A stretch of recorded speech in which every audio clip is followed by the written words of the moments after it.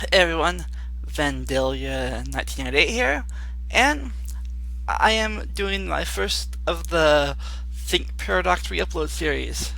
He has allowed me to re-upload these videos on my channel so more people can see them. I'm mainly doing the videos where I ask questions because those are the most important videos of all.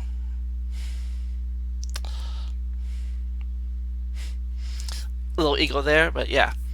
Now, remember, if you leave a comment in the comment section down below, be sure to put this hashtag or Google Plus attachment on the comment, plus think space paradox.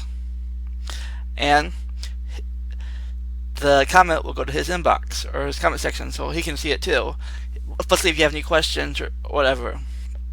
So be sure to put this Google Plus hashtag, whatever it's called, in the comment section when you leave a comment, because it's his video mainly.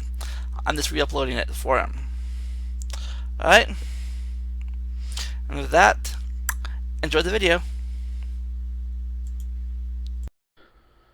Hello everyone, this is Dr. Glenn McMahon with Think Paradox, a public domain video series. I made a video last night stating that I didn't know if I was going to be able to continue with Think Paradox. I am going to be able to continue.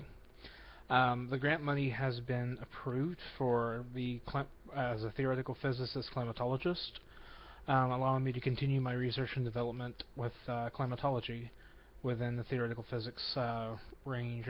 What this implies is that it allows me to aid in the development with physics in the development of things like carbon scrubbers and things of that nature to overall terraform, basically, to re-terraform our planet and potentially other planets, such as Mars, for making it more suitable to life, to convert CO2 back into oxygen, scrubbing CO2 out of the atmosphere, pumping it into the ground, and where it's safe, and various other factors.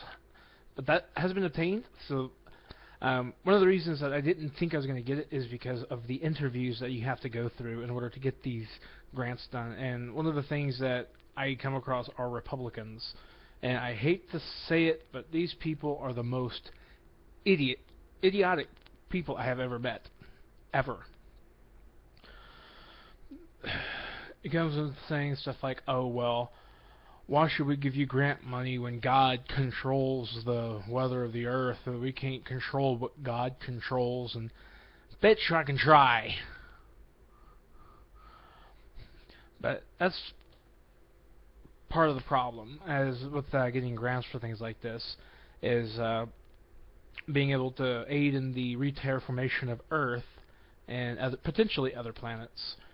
And on top of that, developing the new resources and new physics and technology for things like new renewable energy sources, not just better solar panels, but also for different kinds of energy, such as being able to basically take the infrared radiation from the Earth and turn that into electrical power. The Earth is constantly giving off an energy, so are we. We're glowing right with infrared, but you can get this energy and you harness it from the Earth directly in the infrared spectrum, and you can actually harness that to make electricity. And this is one of the things that we are working on, as one of the things I've been contributing to as well. Anyway, I want to answer a question from Vandalia 1998, Vandalia 1998. It's actually a three-part question. It says, do you think black holes in the center of the galaxies were the first stars? I'm going to say no. I don't believe they were the first stars. They're too massive. What I think happened, and this isn't a 100% guaranteed thing, we don't know. My hypothesis behind this is that at the beginning of the universe, in fluidic space, there were areas of the universe that were more dense, and then there's areas that were less dense. And this is confirmed by the cosmic microwave background radiation, or CMBR. And you got all these different splotches, some high density areas and less dense areas. And the high dense areas coalesced and they formed the first black holes, the supermassive black holes at the center of the galaxies. And that's where I think they came from. There's other physicists that will argue with this, and we can go back and forth and go throughout all sorts of mathematical masturbation back and forth with this, and who's right? We don't know. The second part of the question is, what exactly are quarks, and how do they compare to electrons, neutrons, and protons? Electrons, neutrons, and protons are quarks. There's all sorts of different quarks. There's not just electrons, neutrons, and protons. There's all sorts of various others, such as the photon, for example. Quarks are basically the building blocks of the atom. That's basically it. It's one of the smallest parts of matter of anything that we can get to, without having to go down onto the Planck length. But quarks themselves don't have an inherent size. That's just a wavelength of a particle, or a particle-like wavelength. Well, however you want to describe it. I'm trying to think of the best way to describe this in as easy as a term as possible. So I'm going to have to say that they both act as waves and particles. They just don't have an inherent size, don't have an inherent shape. It's just a quark is a quark. The building blocks of the atoms. Next question, the last one, is what is dark matter and how is it different from regular matter? We think we've detected dark matter with a particle, just a particle of dark matter. Recently, we're at a sigma 5, which is one of the highest we can get to, but unfortunately we need a lot more data and peer review to be able to actually say, yes, this was dark matter, and this is what it is, and this is what it does. Exactly. We have an idea of what dark matter may be, but we don't have an exact idea of what it is precisely.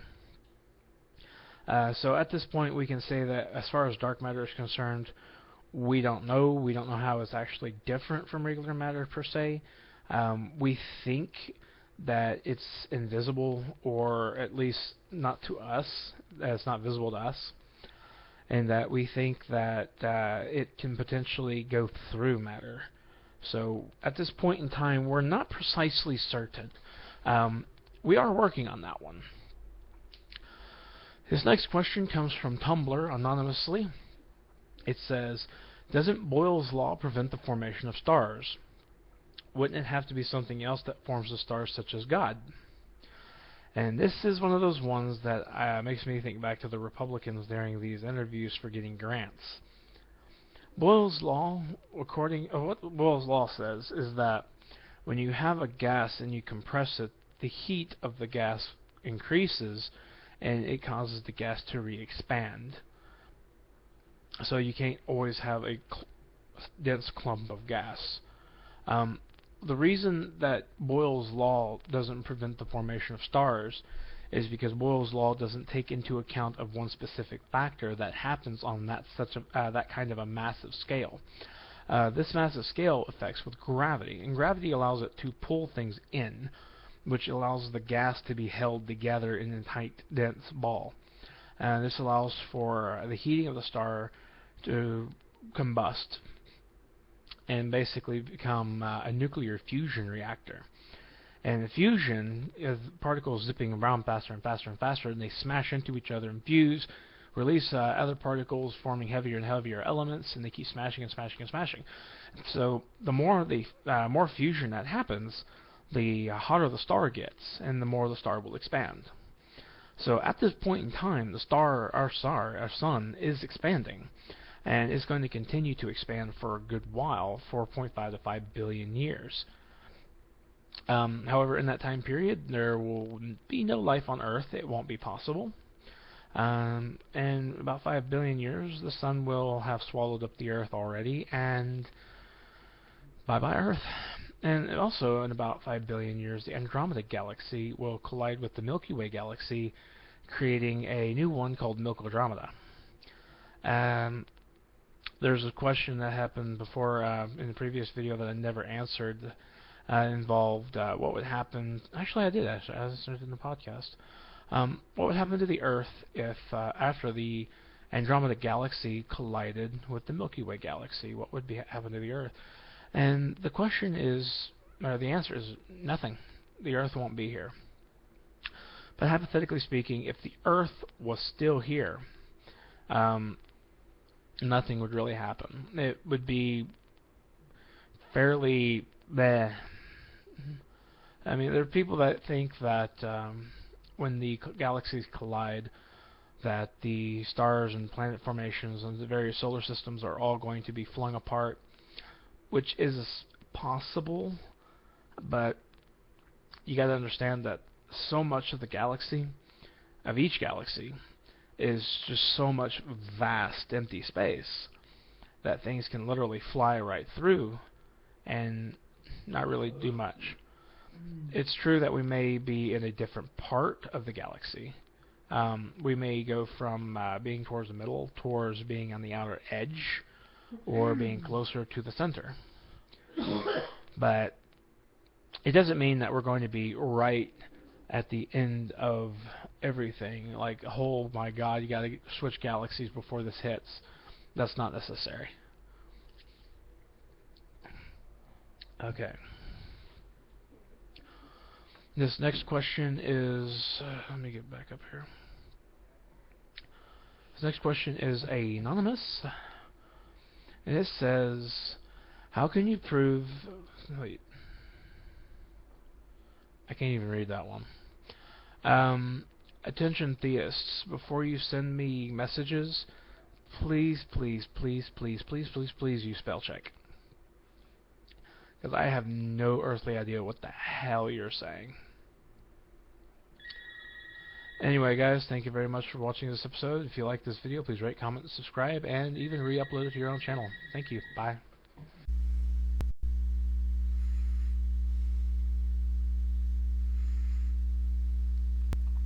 Hey everyone, by the end of 2014 I would like to reach the goal of 1,000 subscribers, and with your help I know I can do it.